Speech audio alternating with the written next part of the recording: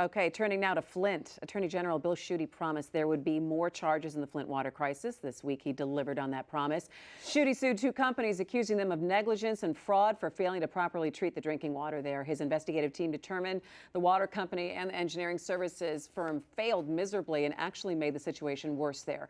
Meanwhile, Flint's mayor has decided to honor the city's commitment to join the new Regional Water Authority, KWA, but only after some changes are made to that agreement. And I think that was probably some of the most significant news that came out this week is when the mayor came out with the governor and said, well, we are going to still be in on this deal. They really didn't have much of a choice here, Nolan. But again, I start to look at the dollar signs it's going to take to make this happen. And plus, you're fixing this city's current water system after its return to the Detroit, or the Great Lakes Authority, I guess now. And now you're going to switch it again, given what they've been through previously. Man, if I were citizens up there, I would say, wait a minute, we're not going through this again, because nobody can be promised them the same thing won't happen, or something similar, or something worse. And this whole Karagandhi Water Authority establishment is sort of cloaked in controversy from the beginning, in terms of why it was pushed so hard and who might have benefited from this,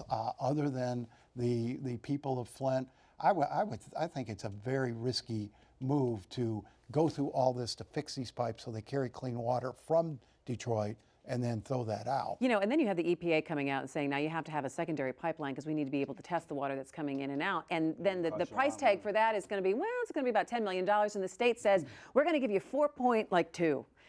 At this point, what I'm thinking, shouldn't the state be, not to say carrying the water, but shouldn't they be paying for a lot of this? There's no question. I mean, the state's involved in the KWA. The state had to sign off on all of this stuff. For 30 years, Flint has been saying, we want to get away from Detroit water, just like all the other customers on DWSD, and for the same reasons. I mean, there's this long-standing suspicion about corruption. There is a racial component to hatred of DWSD that Flint, for a long time, I mean, Flint wasn't always a majority black city. You look back in history, they wanted out of Detroit for the same reasons.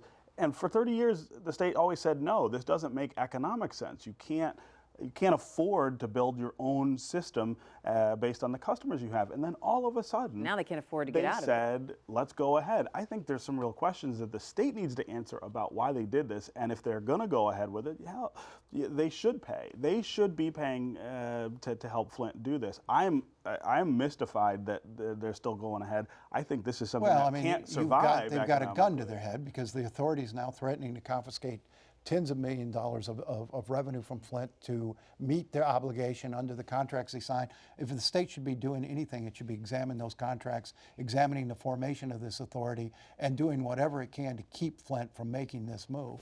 Are we still getting any kind of revelatory facts coming out of Flint? Oh, no, but here's the question. If Flint doesn't go with KWA, then it has no chance, that authority has no chance to survive. I mean, they got to pay back all this money that they've borrowed to build this system. You do that with customers. If Flint's not a customer, where do you get then who is? The revenue? Do you feel like we're getting a lot of the answers from the administration? We're getting that lead from the administration. There was, again, another email dump from the governor's office to the tune of 100,000 pages. And I feel like we're still getting this information. Yeah, I mean, it's trickling out. I don't know if there was anything all that revelatory in this latest batch. I expect, here and there you'll find a nugget. What Bill Schuette did this week in terms of suing these two companies and their subsidiaries, I think that's going to be an interesting case to follow. What he hopes to do is collect he's looking for damages money from too, them to form this sort of trust fund ongoing for Flint. I mean, I think it's going to be a really tough case, but a very interesting one. And you have both of those companies digging in, saying, "Whoa, hey, this was not our fault." Yeah, well, I mean, that's what else are they going to say? Otherwise, they're going to write big checks. I mean, these will be interesting cases to watch.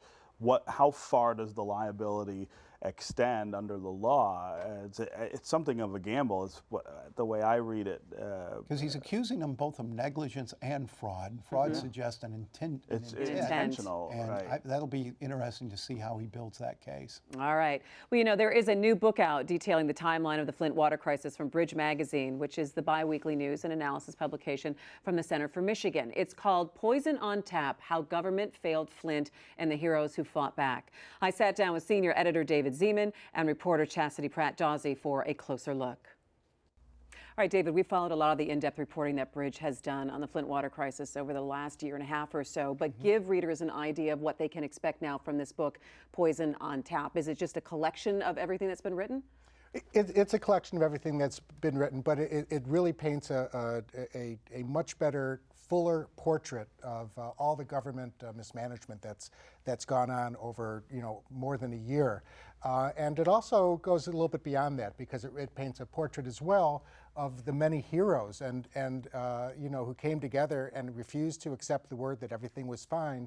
And it tells their stories as well. The entire staff contributed to this, Chastity. What were some of the things that stood out for you in terms of what needed to be inside this book to give people more context?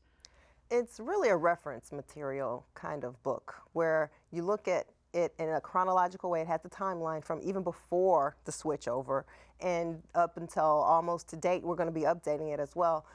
Anyone who wants to know, okay, what happened in March of 2015, it's there. Anyone who wants to know, okay, so tell me, I want to know more about Mona Hanna-Attisha, or really what was Mark Edwards and how was he involved? It tells the chronological story in one place, and people don't have to Google all over, America to find out, okay, how did this really transpire? It's all in one book now. And that's what I think is so great about it. And one of the things that caught me about Bridge's coverage during this entire process was the timeline. That you guys sat down and were able to start to really give detail and attribution to where all of the detail was coming from, all in one place. How important, or how, I guess, time-consuming was that, David, in terms of putting that timeline together even before it got into the book? Yeah, it was incredibly time-consuming, but that's really our niche, which is to provide data-driven, evidence-based journalism. And, this, like so many issues, it becomes sort of a political football. On the one hand, you have folks say, well, this is what happens when you have democratically controlled cities. On the other hand, there are some people who think Governor Snyder woke up one morning and decided to poison Flint's children, and there's crazy stuff on both sides. And this really provides a really full, comprehensive context and a great research tool, as Chastity said, to really get at, all the different layers of mismanagement here. I think it's interesting that you bring up the political debate and the politics of it all, Chastity. People say, oh, so does this come from a certain lean? Because you say, and the heroes that help the city. How would you kind of characterize the tone of this book? I think it's just the facts. I mean, the fact of the matter is, if the people of Flint didn't stand up and demand answers, this wouldn't have happened. So yes, factually, these people are heroes. Is that opinion? Is that leaning? Some people would say yes, but I would say no. If Mark Edwards and Mona Hanna-Attisha and Leanne Walters and Melissa Mays and the Democratic Defense League in Flint hadn't stood up, this would not have been exposed, and there wouldn't be this huge, attempt to solve it. So I think it's just the facts, and it's really important to put it down, because 5 years from now, 10 years from now, people's minds get foggy, and people try to rewrite history in a way that's not fact-based. So it's really important to get this stuff down now in a way that's straight and forward. But it's also a great civics lesson, and I don't care whether you're a Bernie Sanders supporter or a Tea Party supporter, and all across the spectrum, people can read this book and look at these activists and these just ordinary residents and see, and take some pride in the fact that they wouldn't take the pat answers of government, that everything was okay, when their eyes and ears and everything else were telling them that there was a real problem here. A Poison on Tap is now on sale on Amazon. You can find it there. And for more information, just go to MiWeek.org.